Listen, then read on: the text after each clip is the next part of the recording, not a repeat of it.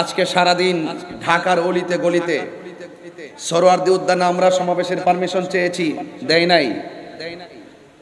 গোলাপবাগ গেছি, সেখানেও দেয় নাই। এরপরে প্রেস ক্লাবের মধ্যে দিয়েছে। এইরকম তিনটা জায়গায় নড়াচড়া করা মানে হলো আমাদের সাথে বৈষম্য সৃষ্টি করেছে।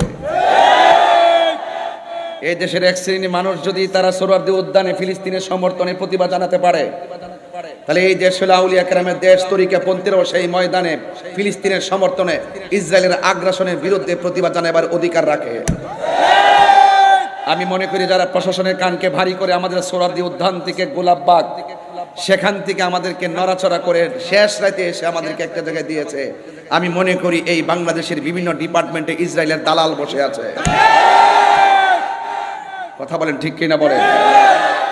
এই জন্য আমরা বুঝে গিয়েছি যে এখানে সোজা আঙ্গুলে ঘি উঠবে না। এই জন্য আমাদের ঘোষণা হয়ে গেছে, যার যেভাবে পারো চলে আসো, বাধা হবে যেখানে, লড়াই হবে সেখানে। আমরা আজকে জানিয়ে দিয়েছি, আজকে আমাদের আকাবেরগণ, তরুণ যোদ্ধাগণ জানিয়ে দিয়েছে, আপামর সুন্নি জনতা জানিয়ে দিয়েছে যে খালের মধ্যে বাদ দেওয়া যায়, নালার মধ্যে বাদ দেওয়া যায়, নদীর মধ্যে বাদ দেওয়া যায়, কিন্তু মহাসাগরে বাদ দেওয়া যায় না। এই দেশে শতকরা 85% হলো তরিকাপন্থী।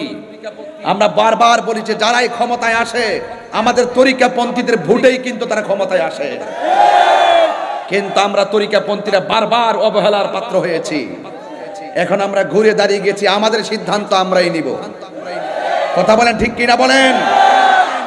এই জন্য আমরা আজকে বুঝিয়ে দিয়েছি যে মহাসাগরে বাদ দেওয়া যায় না। আহলে সুন্নাত ওয়াল জামাত থেকে মহাসাগর প্রেমের সাগরের নাম। এই জন্য আপনারা যারা আজকে অক্লান্ত পরিশ্রম করে, ফিলিস্তিনের সমর্থন জানিয়ে ইসরায়েলের আগ্রাসনের বিরুদ্ধে প্রতিবাদ করেছেন, এবং যারা ঢাকার রাজপথকে ইয়া রাসূলুল্লাহ ধ্বনিতে কাঁপিয়ে দিয়েছেন, ইনশাআল্লাহ পরিষ্কার আগামীতে শুধু কর্মসূচি ঘোষণা হবে, সেখানে সরাসরি মহাসমাবেশ হবে। এই বাঁশখালীর মানুষ, চট্টগ্রামের মানুষ, কথা কি?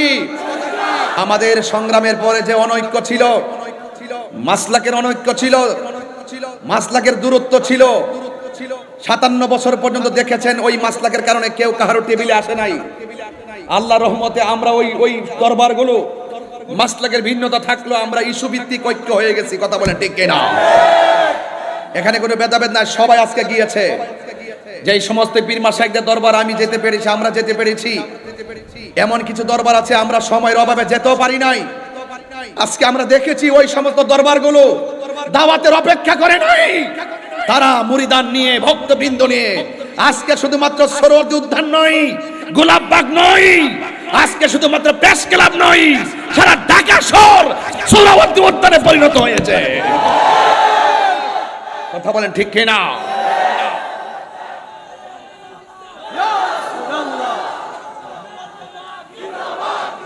যারা অক্লান্ত পরিশ্রম করে আজকে গিয়েছেন, সারা বাংলাদেশের পীর মাশায়েখ, আপামর মুসলিম জনতা, সুন্নি জনতা, দল মত নির্বিশেষে যারা এসেছেন, আমি সকলকে ধন্যবাদ জানাই।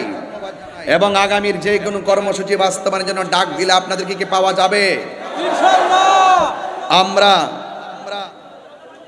আমরা আর পিছিয়ে থাকতে চাই না, আমাদের অধিকার আমরা আদায় করে নিব ইনশাআল্লাহ।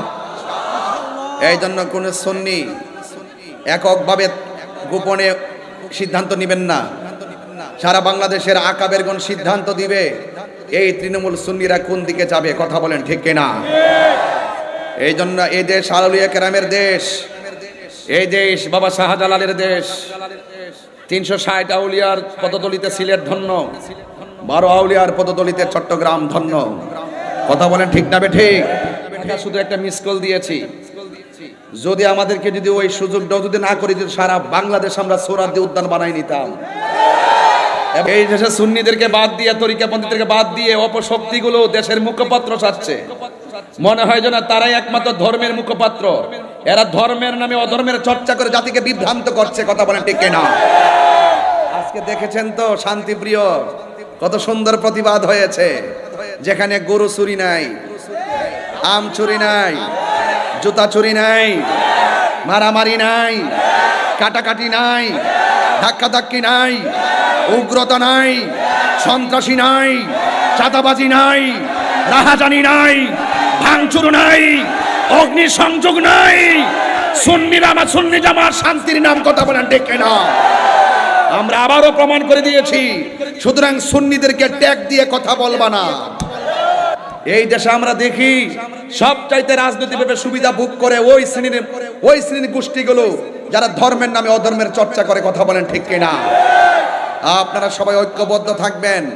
আমার আজকে খুব ভালো লেগেছে, আমি দেখেছি আমাদের অনুষ্ঠানের মধ্যে কওমি অঙ্গনের একজন হুজুর, একজন গুরুত্বপূর্ণ হুজুর জুনায়েদ আল হাবিব হুজুর, তিনি নিজেও এসেছেন। আমরা এটাই চেয়েছি, এটাই বোঝাতে চেয়েছি যে এখানে ফিলিস্তিনের ইস্যুতে আমরা ভেদাভেদ নাই। সব যে যেই দল করেন, যেই যে ধর্মের অনুশাসন করেন, সবাই আসার দরকার। কথা বলেন ঠিক কিনা? কিন্তু আমরা দেখি সুন্নিদেরকে মাইনাস করে রাখা হয়, সুন্নিদেরকে দূরে ঠেলে ফেলে রাখা হয়। আজকে শুধু একটা মিস কল দিয়ে বুঝাই দিলাম। পুলিশ প্রশাসন অনেক সময় মনে করছে ঢাকা কি এত লক্ষ লোকের ধারণ ক্ষমতা আছে, এই জন্য অনেক গাড়ি আটকাই দিছে, কয়েক হাজার 30-40 হাজার গাড়ি আটকাই দিছে, ঢাকা ঢুকতেই পারে নাই, জ্যামজট লেগে গেছে। যদি আমার মনে হয় সবাই ঢুকতে পারতো। এটা বাধা বিপত্তির মধ্যে যে অবস্থা, যদি সুযোগ পায় ঢাকা হয়ে যাবে ইয়া রাসূলুল্লাহর ক্যান্টনমেন্ট। আগামীতে আহলুস সুন্নাত ওয়াল জামাতের কোনো আলেমকে ট্যাগ লাগায় কথা বললে তার জবাব হবে ইনশাআল্লাহ। জবাব হবে কিনা বলেন? আমরা মদিনাওয়ালার প্রেমের দালালি করি। আমরা বিগত দিনে দেখেছি যারা নবীকে ভালোবাসছে, সে আওয়ামী লীগ করুক, বিএনপি করুক, জাতীয় পার্টি করুক, এই যে আজকে এখানে আমার ডাইনে বামে সব বিএনপির নেতা কর্মীরা সবাই আমার সামনে বক্তব্য দিছে। এই মুহূর্তে কোনো বিএনপির নেতা যদি বলে হুজুর আমার জন্য একটু দোয়া করেন, ভোটটা চান, আমি কি তাকে খুশি করার জন্য তো চাইতেই? কথা কোন ঠিক না বেটি? এটা কি আমার অপরাধ হইয়া যাইব? আরে হুজুরের কাছে সবাই দোয়া চাইতে আসে। এই জন্য সুন্নিদেরকে ট্যাগ লাগায় কথা বলবা না। সুন্নিরা দুনিয়ার কোনো রাজনৈতিক দলের দালালি করে না, সুন্নিরা মদিনাওয়ালার প্রেমের দালালি করে। কথা বলেন ঠিক না? এই বাংলাদেশের পলিটিক্যাল ট্র্যাডিশন হলো যখন যে ক্ষমতা আসবে সেই স্টেজে থাকবে। এটা কি নতুন না পুরান? একদল গেছে আবার এসে আবার ওনারা থাকবো, আরেকজনের আরেকজন থাকবো। এটা হলো আমাদের রাজনীতির সিস্টেম। তো এই সিস্টেমে আমরা পড়ে গেছি। কথা কোন ঠিক না বেঠি? মানে আমরা পড়ছি বড় জালার মধ্যে। এগুলো ভিডিও ফুটেজ নিয়ে কয় এমকে ভোট চাইছে, এমকে দোয়া করছে, এমকের সাথে ছবি তুলছে, এমকের সাথে করছে, এইগুলার নাম কথা নয়। সুতরাং সুন্নিদেরকে ট্যাগ লাগাইবার আগে 500 বার চিন্তা করবেন সামনে। আমি আজকে কিন্তু ছাড় দিয়েছি। আজকে কি দিয়েছি?